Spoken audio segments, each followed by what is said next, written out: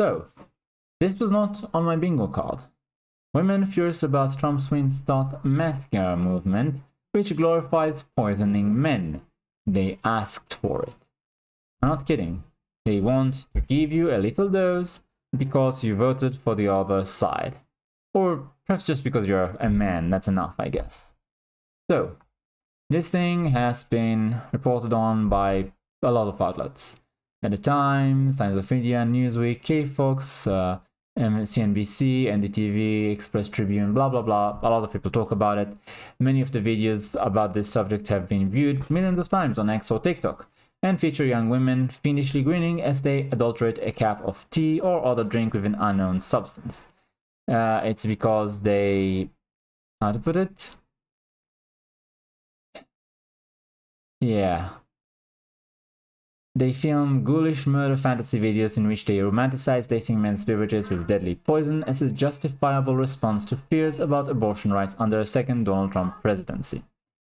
Some of the women have dubbed the videos part of the Make Aqua Tofana Great Again MAGA movement, and nod to both President-elect Trump's campaign slogan Make America Great Again MAGA and ancient Gela Tofana, who has been adopted as the disturbed group's heroine. Tofana was a 17th century Italian woman who sold poison to wives who wished to dispatch their abusive husbands, resulting in the ending of more than 600 men. Now, I think spousal abuse is horrible. It's wrong to hit a woman unless in self-defense, I guess. That said, having these men ended, can you honestly tell me that no innocents were harmed? That the punishment fit the crime in every single time? I mean, the same women vote for the leftists who are against the final penalty, the harshest penalty for criminals, no matter how bad they are. So if someone is a serial, let's say, forcer of himself on kids, which is, in my opinion, the lowest thing you can be, the left is against the capital punishment on him. On the other hand, they glorify a woman who sold poison to end husbands just because the wife said that he's abusive. It doesn't really have a trial. We don't have evidence. What counts as abusive? If he raised his voice, is that enough? If he hits her, let's say once, twice, how many times does it require to justify death penalty? I'm just wondering. It's just absolutely should be punished if he committed violence, but death penalty is harsh, you know? It's not something that you should do lightly. Somehow, I doubt that if you killed 600 people alone, you were very picky about your target. Anyway, so Tofana's signature brew was a mishmash of deadly ingredients such as arsenic and belladonna, known as Aqua Tofana, a concoction that was so effective she is considered by many today one of the most prolific serial enders of all time. The poison, believed to be flavorless and completely undetectable after death, was typically stored in ordinary cosmetics bottles, ensuring that the husband who was about to get whacked would be none the wiser to his impending fate. One of the online clips shows a young lady with green hair, a backwards camo hat and a large spiked septum ring, with the text Aqua Tofana isn't that hard to make, superimposed over footage of her making the throat-slitting gesture with her thumb. Many of the videos include a portion of the Eminem song Venom in the background featuring the lyrics, "This effing world better prepare to get laced because they're gonna taste my venom." Some of the women don't mention Aqua Tofana specifically, but instead show off their poison rings, wearable baubles with hidden compartments supposedly made to hold a lethal dose of the toxin. My advice for American women reads the text in a video of a woman standing by a body-length mirror. "I know you will understand this, they asked for it," the text reads, before she flips open the poison ring and gives the camera a sinister smile. In a plea for common sense, a woman posted a TikTok video urging people participating in MAGA to think long and hard about what they were doing. You do know these videos can be used against you, right? It's giving off premeditated vibes. The internet is forever. Also, the 1600s were a lot different than 2024 advancement in detecting poison. There is a text positioned over a video of her scrunching her face in disbelief. Liberal women have been registering their dismay at the outcome of the election through the MAGA movement and a number of other ways, meticulously documenting everything online. Some have started shaving their heads, while others are engaging in sex strikes against men or committing to not getting pregnant or giving birth for the duration of Trump's second term to protest what they see as potential draconian abortion measures to come under him. Trump helped pave the way in his first term for the conservative US Supreme Court that in 2022 overturned the Roe v. Wade decision, ensuring abortion rights at the federal level. States now have the power to determine their own abortion laws instead. The incoming president has stated repeatedly that he would veto a federal abortion ban. The number of abortions in America has also actually increased since the overturning of Roe v. Wade, according to the New York Times, even in states that have enacted new restrictions on the procedure. Probably women just doing it to spite the conservatives, which is an awful thing to do.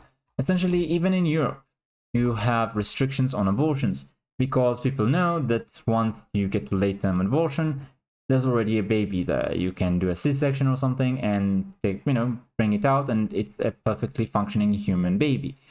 So to abort it is to end it violently. That's a crime. That's evil. Now, you might say there are certain situations in which it's kind of necessary to save the life of the mother, etc. Fair enough, but these are a tiny percentage. And over 90%, I think 99%, are not such cases. There are a few specific things that are permissible in everybody's mind for abortion, and I can't even say the word on YouTube, but if it's a conception that is a result of someone forcing themselves, or if it's incest, or if the mother's life is in danger. And that's generally the exceptions that are acceptable to pretty much everyone. But if you just feel stressed, that's usually not enough for people who don't like, baby ending. And like I said, Europe, despite being way more progressive on every other situation, still has abortion restrictions. And even in the US after Trump, it's not like you're going to have no abortion. You might, if you live in a conservative state, have to move to a liberal state momentarily. Just travel there, do the thing, and go back. I'm pretty sure you'll have a lot of support from liberal groups, non-profits, whatever. They are religious about it. What's bothering me is two things. One, this is going to absolutely destroy male-female relationships in America, or rather, it's going to be another brick in the wall of that. South Korea has the lowest birth rate in the world and the worst male-female relations, right? They essentially have a huge political divide between men and women, with women being very feminist and progressive, and men being very, very conservative. I understand they had a sort of feminist movement there that got some political power and was very anti-man, and as a result, men became exceedingly right-wing and perhaps even chauvinistic. I'm not too, in the know about it, informed, but I really don't want to see the divide between men and women grow any larger than it already is. We absolutely need to have the next generation in order to maintain the society that we have. We need people to upkeep the roads, the houses, electricity, sewage, water. You need people to pay into social security in order for the previous generation to get their retirement, because the government doesn't save the money that you give them. They use it, they spend it, and then they give you retirement money from the next generation. If there's no next generation, what will happen? And don't think for a second that immigration is going to save you. There have been a lot of statistics I've seen, especially from the UK, because I watched a lot of cities, about how migrants from, let's say, third world countries, in general, they are the majority of illegal immigrants, and they are a net negative as far as government, paying taxes and drawing benefits. Also, why do you think that once the benefits dry up and they have to be the ones working to pay for your retirement, they'll do so? You're not their parents or grandparents. They owe you nothing as far as they're concerned, and they might even hate you on cultural basis because they find Western culture to be, hedonistic and disgusting and is against the laws of their religions because they're mostly Muslim migrants. So, no, they will not stay and pay for your retirement. You had better, make sure that there's somebody left to take care of you when you're old. Somebody to inherit the society that you didn't create, you just inherited. Don't you think it's your, duty to pass on what was passed to you? Do you think thousands of years of evolution, of societal, continuation, should be ended by you selfishly just deciding that you're special and you deserve everything and to live selfishly? I'm just wondering. On a serious note, there's also the cult-like behavior of these people. If you notice, Trump said that he will not approve a federal abortion ban. He just returned the mandate to the states. Nobody's taking away your rights. You can still have an abortion, just not in a state where the majority of people consider it to be illegally ending a life. That's fair enough. You can just move to the next state for a day and do it there. Your rights are still protected. You are fine. But they still become this psychotic about it. What does that tell you? Honestly, I think that it's just propaganda. I've had a video I made a couple of days ago about how MSNBC brought a doctor, some sort of medical expert, psychologist, to tell people that they should shun their relatives and friends who voted for Trump. They've been pouring poison in the ears of their listeners for years now, and this is the result. It's stochastic terrorism, where basically you keep telling people how dangerous and evil and insane the opposition is, and you know that if millions and millions of people listen to it on a daily basis, they'll become radicalized, and someone who's disturbed or violent or gullible will go and do something. So you didn't pay someone to do the deed, but you created the conditions where it's almost certain to happen. I think the entire mainstream media is guilty of this. And I wonder, how do we cure these people of their extremism? Perhaps relaxing the censorship and allowing freedom of speech might help, might allow us to reason with these people more easily and sort of lower the flames of discourse. If we can explain ourselves to them without being censored and punished for it, maybe we can return to living in one reality. Because right now the problem is not so much that we disagree on values as much as we disagree on reality. Who is saying and doing what? That's literally the major disagreement between the left and the right today. And hopefully with Trump promising to return freedom of speech to the people, we can start working on that. Still, it'll be a long road. I honestly don't know if there's something salvageable in these people who just can't stand someone not obeying the will of the cult. You know?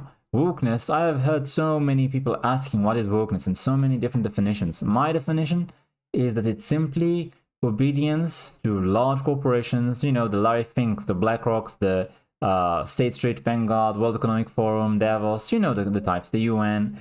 These guys get together, create an agenda, and then they coat it with a thin veneer of left-wing politics and distribute it to the masses. And the people who are sheep and follow the mainstream will simply adhere to it religiously.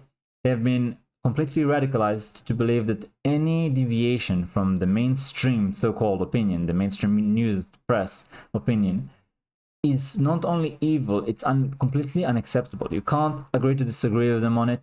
If you don't toe the line 100%, then you are too evil to live. And that's almost where we are right now. And I honestly don't know if we can heal race relations and gender relations under these circumstances. Can we sort of come together and return to a shared reality before something very bad happens and helps create more suspicion and more division?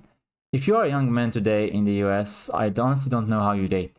Like, usually today, dating is not from mutual friends or acquaintances, it's on dating sites. It's a complete stranger. Do you take the risk that this stranger is actually fine and sane or not? Do you take the risk that it might be the one person who would poison you? You probably, even if you do, you probably view everyone with suspicion now. You know that there have been millions and millions who approve of this sentiment, even if they don't follow and act on it. It's going to be even worse than it already is. Like, I believe over 60% of young men today, under 30, don't date, and they are not looking for anyone either. You essentially convince them to swear off women, not because they don't like them anymore. In media, they still like them, in movies, video games, etc. But they want nothing to do with flesh and blood women, because essentially these women are too hostile, too hateful. like the third wave, fourth wave feminism, the sort of woke intersectional feminism has poisoned these women in their hearts, in their minds, to the point that they are no longer dateable. They're just too much. They're not worth it. I honestly think that's exceedingly sad. You'll have so many people who are alone for life, and all these societies that have taken so long to create the comfort and advancement and beauty that, honestly, modern architecture is ugly. Modern art is ugly on purpose to demoralize you. But never mind, we're not going to go into that rabbit hole right now. Still, we have created a lot that is of merit, and it's going to be questionable whether it survives, whether it's going to be able to continue, because our societies are so divided and so dysfunctional. It's sad. Hopefully we can make it. Hopefully we can come together, and hopefully we can heal the divide. No thanks to these people though. Thanks for watching, like, comment, subscribe, and I'll see you next time.